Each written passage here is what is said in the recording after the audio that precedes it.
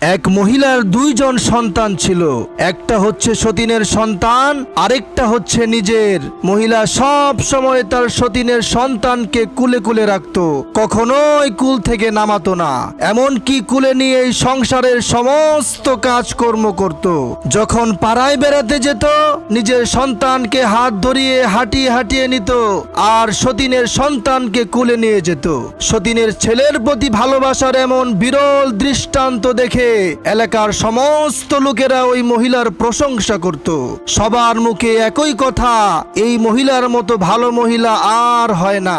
একদিন পাড়ার এক মেয়ে লোক এসে বলল, বুবুজান, নিজের ছেলেকে এরকম অবহেলা করে সতীনের ছেলেকে এত আদর যত্ন করা ঠিক হবে না, এতে আপনারই ক্ষতি।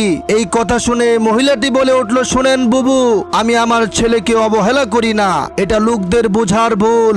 আমার ছেলেকে আমি এজন্যই হাঁটিয়ে বেড়াই যাতে তার পা শক্ত আর মজবুত হয়, আর সতীনের ছেলেকে সব সময় কুলে রাখি এজন্য যাতে সে কুলে থাকতে থাকতে প্যারালাইজ আর পঙ্গু হয়ে যায়। প্রিয় বন্ধুরা, আসল মায়ের মতো আপন কেউ হয় না।